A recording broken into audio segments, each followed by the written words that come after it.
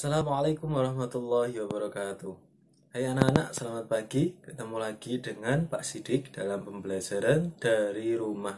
Meskipun dari rumah, ingat kita harus tetap menjaga kesehatan masing-masing dan juga tetap semangat untuk belajar. Mari kita awali pembelajaran pada pagi hari ini dengan membaca doa bersama-sama. Mulai. A'udzu billahi minasyaitonir rajim. Bismillahirrahmanirrahim. Raditu billahi rabba wa bil islami dina wa bi Muhammadin nabiyya wa rasula. Rabbi zidni ilma warzuqni fahma. Amin. Nah, hari ini kita masuk ke tema 4, subtema 1, yaitu melanjutkan pembelajaran 3 dan 4. Yang akan kita pelajari hari ini adalah tentang kesehatan tubuh, makanan yang sehat, dan kita akan berlatih lagi membuat soal penjumlahan sendiri dan menjawabnya juga sendiri. Mari kita langsung ke materi pertama kita hari ini, yaitu kesehatan tubuh berikut ini. Memiliki tubuh sehat. Kamu wajib menjaga kesehatan tubuh.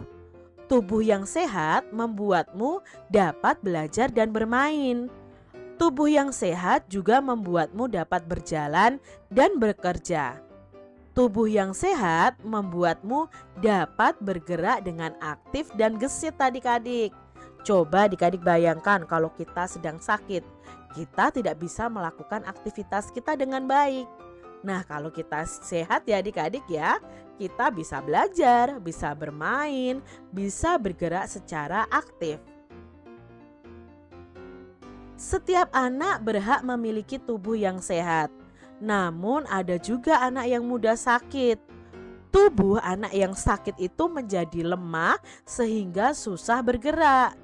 Mereka seharusnya menjaga tubuhnya agar selalu sehat. Menjaga tubuh tetap sehat merupakan kewajiban kita. Apa ya yang harus kita lakukan agar tubuh kita sehat? Pertama, adik-adik harus makan makanan yang bergizi dan makan dengan teratur. Yang kedua, istirahat yang cukup. Yang ketiga, rajinlah berolahraga. Dan yang keempat, minum air putih baik untuk tubuh. Itu tadi 4 cara supaya tubuh kita sehat adik-adik. Makan makanan bergizi dan makan dengan teratur, istirahat yang cukup, rajin berolahraga, dan banyak minum air putih. Lanjut ke materi kedua, yaitu tentang makanan yang sehat berikut ini. Tahukah adik-adik kewajiban yang harus kita lakukan agar tubuh kita selalu sehat? Apa yang sudah kamu ketahui tentang hak mendapatkan makanan? Adik-adik, kita mempunyai kewajiban untuk menjaga agar tubuh kita selalu sehat dan kita akan mendapatkan hak untuk bisa mengonsumsi makanan yang ada. Jadi adik-adik, mari kita pelajari bersama-sama tentang kewajiban dan hak kita terhadap makanan. Di sini ada suatu permasalahan tentang makanan dan kita diminta untuk memberikan saran adik-adik dari permasalahan tersebut. Yang pertama, permasalahannya adalah ibuku selalu menyediakan makanan yang sehat dan bersih. Aku lebih suka jajan. Apa yang sebaiknya aku lakukan? Nah, saran adik-adik untuk permasalahan ini apa? Contohnya, saranku adalah sebaiknya kamu ya atau aku juga bisa memanfaatkan makanan sehat dan bersih yang disediakan oleh ibu. Karena makanan yang disediakan oleh ibu itu lebih sehat dan bersih dibandingkan dengan makanan jajan di luar sana adik-adik. Itu saran yang bisa kita berikan. Lalu permasalahan yang kedua. Nah, di sini ada permasalahan setiap hari ibuku menyiapkan sarapan pagi. Aku sering terburu-buru dan tak sempat sarapan. Apa yang sebaiknya aku lakukan? Nah, sarannya apa adik-adik di sini? Sarannya sebaiknya kamu bangun lebih pagi sehingga tidak terburu-buru dan tidak sempat sarapan. Karena sarapan itu sangat penting untuk memberikan kita tenaga dalam melakukan kegiatan kita sepanjang hari. Berikutnya ada permasalahan ibu menyampaikan bahwa tanganku harus bersih ketika menyentuh makanan. Aku merasa itu tidak penting. Apa ya yang sebaiknya aku lakukan? Nah, saran kalian bagaimana adik-adik? Nah, sebaiknya sebelum menyentuh makanan, tangan dalam keadaan yang bersih. Karena tangan yang kotor akan membawa bibit penyakit atau kuman masuk ke dalam tubuh kita adik-adik. Jadi sebaiknya sebelum makan kita cuci tangan. Selanjutnya, ayah selalu berpesan agar aku menghabiskan makananku. Aku masih sering makan bersisa. Apa yang sebaiknya aku lakukan? Nah, saran kalian apa adik-adik? Sebaiknya kamu mengambil makanan secukupnya saja sehingga tidak bersisa. Menghabiskan makanan berarti kita mensyukuri karena tidak semua orang bisa mendapatkan makanan seperti kita adik-adik. Jadi jangan sampai ya makanan kalian bersisa.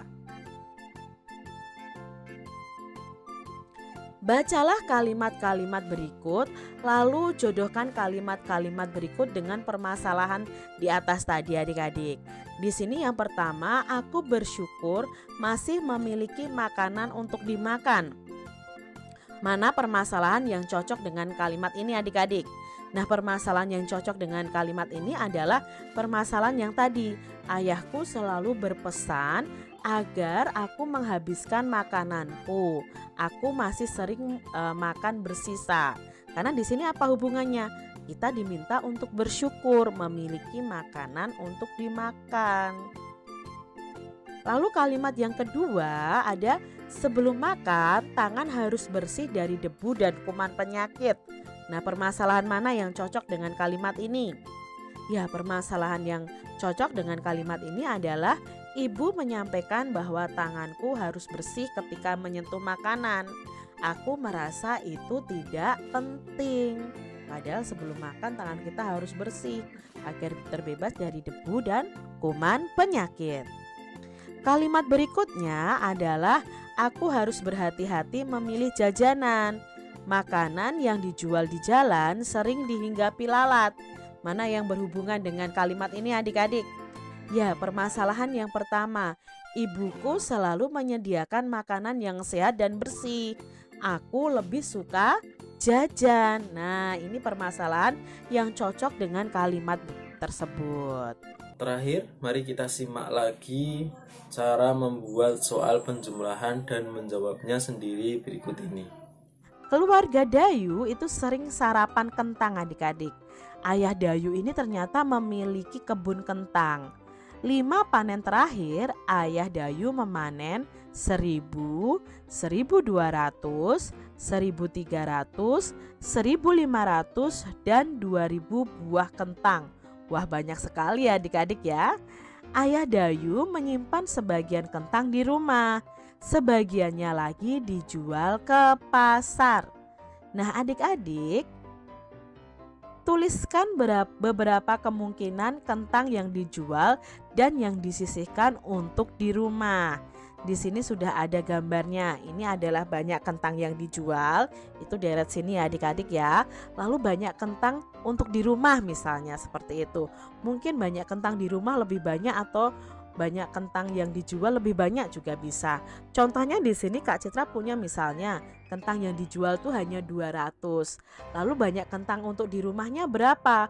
Kalau jumlah kentangnya ada 1000. Nah, cara mencarinya bagaimana? Ya kita kurangi adik-adik, dari 1000 ini dikurangi 200. Berapa hasilnya? 0 dikurangi 0, 0. 0 dikurangi 0, 0 juga. 0 dikurangi 2. Tidak bisa pinjam 1. Nah, di sini tidak perlu Kak Citra coret karena sudah ketemu angka 10. 10 dikurangi 2 sama dengan 8. Jadi banyak kentang untuk di rumah ada 800. Kita coba lagi adik-adik, kalau misalnya kentang yang dijual itu sebanyak 1000. Padahal jumlah kentangnya ada 1200. Berarti banyak kentang yang di rumah ada berapa? Ya berarti 1200 ini dikurangi 1000. Berapa hasilnya? 0 dikurangi 0, 0. 0 dikurangi 0, 0. 2 dikurangi 0, 2. Lalu 1 dikurangi 1, 0 adik-adik. Jadi tidak perlu kita tulis.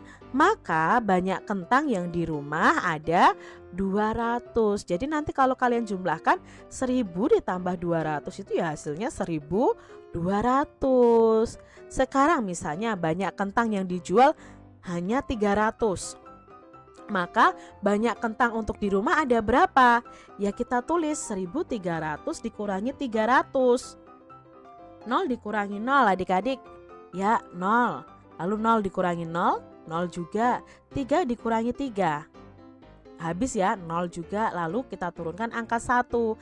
Berarti banyak kentang yang ada di rumah adalah 1000. Nanti kalau kalian jumlahkan 300 ditambah 1000 sama dengan 1300. Masih sama nih adik-adik soal berikutnya. Nah, di sini jumlah kentangnya ada 1500. Kita asal aja taruh angka di sini ya, yang pasti tidak boleh lebih dari 1500. Contohnya misalnya 800 itu kentang yang dijual. Maka kentang yang ada di rumah ada berapa? Ya kita tuliskan 1500 dikurangi 800. 0 dikurangi 0, 0. 0 dikurangi 0, 0 juga. 5 dikurangi 8. Tidak bisa, pinjam 1 ke depan. Kebetulan di depan ada 1. Tidak usah kita coret adik-adik, langsung saja 15 dikurangi 8. Berapa 15 dikurangi 8? Ya 7. Berarti nilainya yang banyaknya kentang yang ada di rumah ada 700.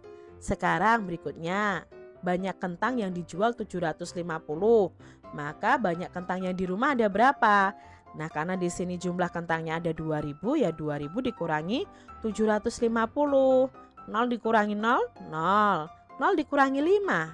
Tidak bisa, pinjam ke depan tapi 0 juga. Maka kita pinjam ke angka 2. Angka 2 ini dipinjam 1, jadi masih sisa 1. Maka 1 yang dipinjam kita letakkan di sini dulu adik-adik. Jadi di sini ada angka 10. Dipinjam belakangnya 1, maka sisanya 9. Lalu di sini jadi 10. 10 dikurangi 5, ya 5. 9 dikurangi 7, 2. Lalu satunya kita turunkan.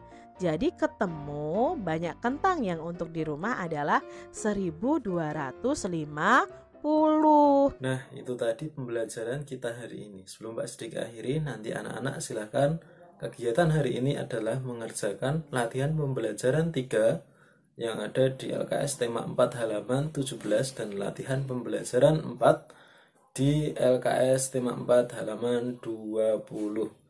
Sekian dari Pak Sidik, kurang lebihnya mohon maaf. Assalamualaikum warahmatullahi wabarakatuh.